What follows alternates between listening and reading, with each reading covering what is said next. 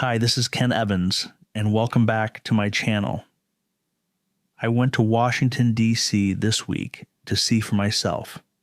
The news feels like a constant argument, more questions than answers.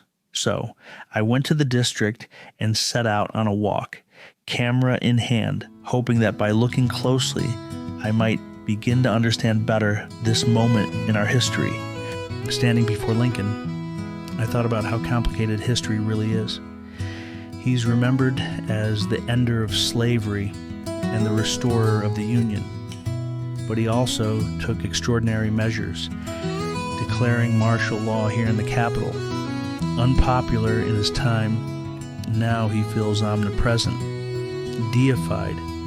His statue reminds me that leadership can look different in the moment than it does in history. A handful of yards away at the Korean War Memorial, the statues push forward through an invisible storm. They feel like a reminder that service and sacrifice are never abstract. They're carried by real people in every generation. As I exited the memorial, I watched guardsmen jogging along the reflecting pool. Hearing them talk and laugh brought me back to something simple.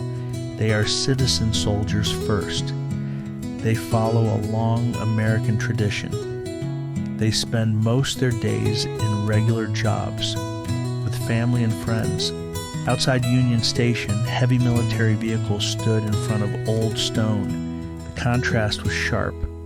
Freedom's arches facing today's war machinery.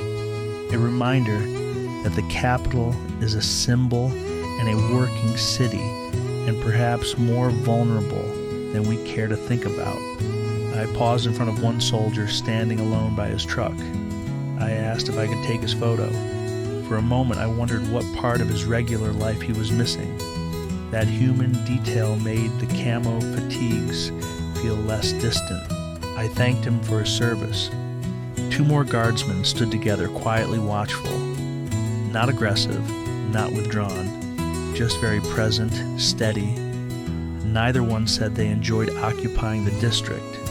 They served because it was asked of them. Both mentioned how respectful protesters have been. Above the soldiers and the civilians both going to work, flags caught the wind. They reminded me that ideals are often flying higher than the realities on the ground. Ideals guide a nation and its people, but what happens when the nation is divided and its people in disagreement on the big ideas? Our history shows we never reach them perfectly. In a nation of compromise, we don't need to. On the lawn nearby stood a protester's tent. The words were blunt, even harsh and profane. But this, too, is part of the story here. A place where voices can rise in disagreement, even against the backdrop of political and, perhaps, military power. Will civility on either side ever make a comeback? And then I'm reminded of my stop at Washington's monument. Tall, imperfect, patched over time. It reminded me that our country is much the same. Flawed, but still standing, still striving, weathered, but better for it. Like the needle of a compass, it directs us up to improve.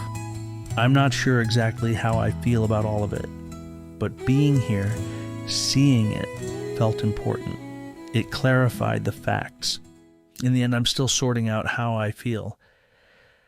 But walking these streets, listening and looking, I realized that history is not something we read, it's something we live through. Imperfect, uncertain, but worth seeing with our own eyes. That's it for this week's video. Thanks for watching. See you next week.